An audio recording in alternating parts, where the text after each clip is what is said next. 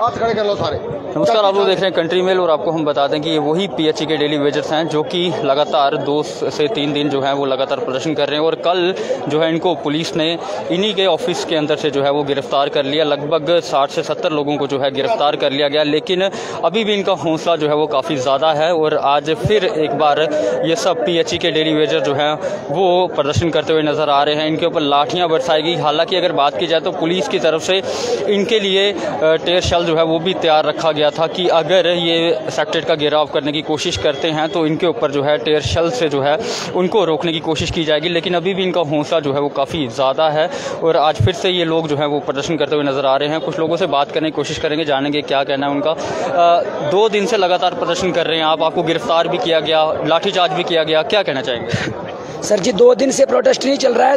Protest किया आज हमारे 44 दिन हो गए सर। जैसे आपने सवाल किया कि डंडाबारी, ये तो हम काफ़ी बार जब गवर्नर साहब हमारे मसले को हल नहीं कर सकते हैं तो फिर हमारे ऊपर डंडा चलाते हैं। डंडा क्या, हम कहते हैं इनको गोलियां मारो, हमें ख़त्म ही कर दो।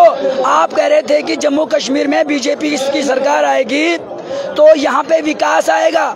370 भी तोड़ दिया, हमारे अधिकार को भी तोड़ दिया।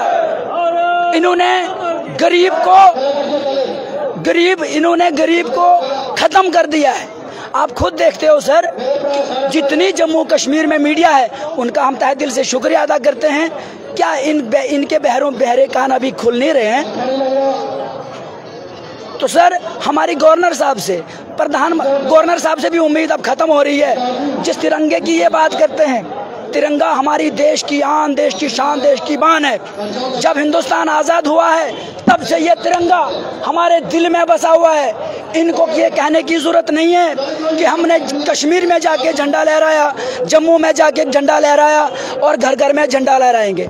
डेली विजर ने 61,000 डेली विजर ने तिरंगा 1 अगस्त को ही लहराया है और इसको हम लहराते ही चलेंगे जब तक हमारी सांस में सांस है। रविंदर राणा ने भी आपको जो है वो हौसला दिया था कि हम आपकी बात जो है गवर्नर साहब तक पहुंचाएंगे, क्या बना उस बात का? सर अभी तक क्या कहूँ रविंदर रैना जी के बारे में, वो तो झूठ पे झूठ बता रहे हैं। उनके वादे अभी हमें खोखले दिखाई दे रहे हैं। जब हमारी एडिटेशन उनके पास जाती है तो रविंदर रैना जी बोलते हैं इंदा मसला हो जाना मीडिया वाले पीछे जाते तो वो नठी जाते। अरे भाई क्यों भाग रहे हो? उस दिन को भी याद करो 2014 को, जब हिंदू मुस्लिम सिख ईसाई ने बीजेपी को बढ़ चढ़ के वोट दिया था। हमें अपने वोट की कीमत चाहिए। अगर आपके पास नौकरी नहीं है, नौकरी आप अपने घर में रखो, अपने रिश्तेदारों के लिए रखो, हमें अपना वेतन दो जो पेंडिंग वेजेस है और हमारी वोट की कीमत दो। हमारी वोट की कीमत 50-50 लाख हो गई है। सर बहरे हो गए सर, कहाँ सुनेंगे? कि इसलिए नहीं सुन रहे सर कि यहाँ पे हमारी जो सीनियर लीडरशिप है इनको पता चल गया है कि ब्यूरोक्रेट यहाँ पे गरीब की बिजनेस कर रहा है। ये गरीब का काम अगर करेंगे तो इनका व्यापार खत्म हो जाएगा, इनकी दुकान, करप्शन की दुकान खत्म हो जाएगी, उसमें घाटा आ सकता है। इसलिए ये गरीब का, मजदूर का काम नहीं कर रहे हैं। अपना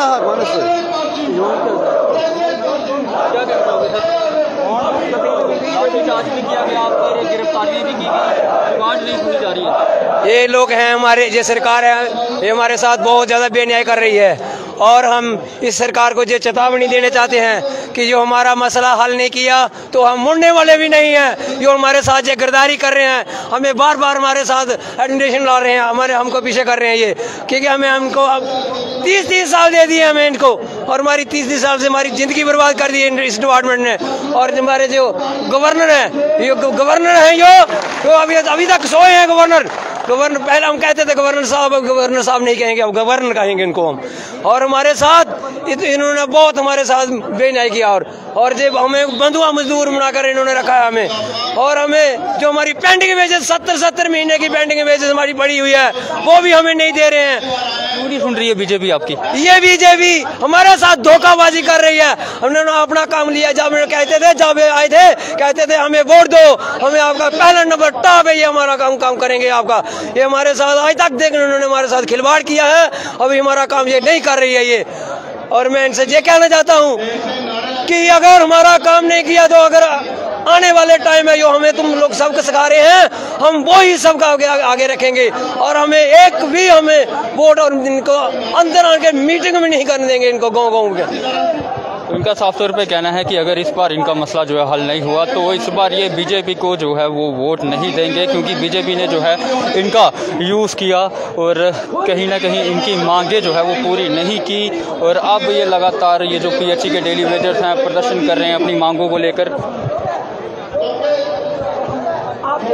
आप भी अगर पीएचई के डेली वेजेस एम्प्लॉयज़ के साथ हैं, अगर आप मानते हैं कि इनकी जो डिमांडें हैं वो जायज़ हैं, तो हमारे कमेंट सेक्शन पे कमेंट करके आप इनकी सपोर्ट जो है वो कर सकते हैं। हम आपको ये नहीं बोलते कि आप भी इनकी तरह जो है वो प्रदर्शन करें, लेकिन अगर आप इनके साथ हैं तो आप हमारे कमेंट सेक्शन पे कमेंट कर जो है इनका हौसला बढ़ा सकते हैं, क्योंकि काफ़ी देर से लगभग काफ़ी सालों से ये लोग जो है प्रदर्शन कर रहे हैं, लेकिन अभी तक कोई भी मांग जो है इनकी नहीं सुनी गई है। आखिर क्यों इनकी मांग नहीं सुनी जाती है वो आप हमारे कमेंट सेक्शन में कमेंट करके ज़रूर बताएं। करके परिवार में जाकर देखें कि ये वर्कर 2 वक्त की रोटी से बेदर है। हम मांग रहे हैं SR 64 की, हम मांग रहे हैं परमानेंट पॉलिसी की, हमारी मांग है मिनिमम वेज की, हमारी मांग है जो लोग हमारे डेली वेजर्स जिनकी डेथ हो गई है, क्या उनके परिवार के सदस्य को एक सदस्य को अस्थायी तौर पर नौकरी नहीं चाहिए। जो डेली वेजर्स हमारे रिटायरमेंट होके घर चले गए हैं, उनके परिवार में उनको भी कम से कम 10 लाख की व्यवस्था चाहिए। जो हमारी मांग है, कौन सी कैंसर की बीमारी लग गई है प्रदेश सरकार को, कौन सी कैंसर की बीमारी लग गई है केंद्र सरकार को। केंद्र सरकार बोलती है, प्रदेश सरकार बोलती है कि हम सबका साथ, सबका विकास, सबका विश्वास। अरे जिस मजदूर की बेटी के पापा को 70 महीने से 5 वर्षों से जिसको अपने वेतन नहीं मिला हो, क्या मैं अजीत साहब से, देश के प्रधानमंत्री नरेंद्र भाई मोदी से, केंद्र सरकार से, प्रदेश सरकार से पूछना चाहते हैं मजदूर वो अपनी बेटी को कैसे पढ़ाएगा। एक बार फिर मैं इस सरकार से पूछना चाहता हूँ, ये सरकार जो झूठे वादे बोल रही है, बड़े बड़े झूठे जो अपने विकास के एजेंडे थोप रही है, ये सब के सब झूठ है। जब तक जम्मू कश्मीर प्रदेश के अंदर ये मजदूर इसको SR 64 नहीं मिलेगा, जब इस मजदूर को परमानेंट पॉलिसी नहीं मिलेगी। आज मुझे वक्त याद है जब 2014 में देश के प्रधानमंत्री नरेंद्र भाई मोदी ने शपथ ली थी, उन्होंने बोला था कि गरीबों की सरकार है, ये मजदूरों की सरकार के प्रधानमंत्री। तो आपकी क्या राय है, आप भी जरूर साझा कीजिएगा। तब तक के लिए बने रहे आप कंट्री मेल के साथ।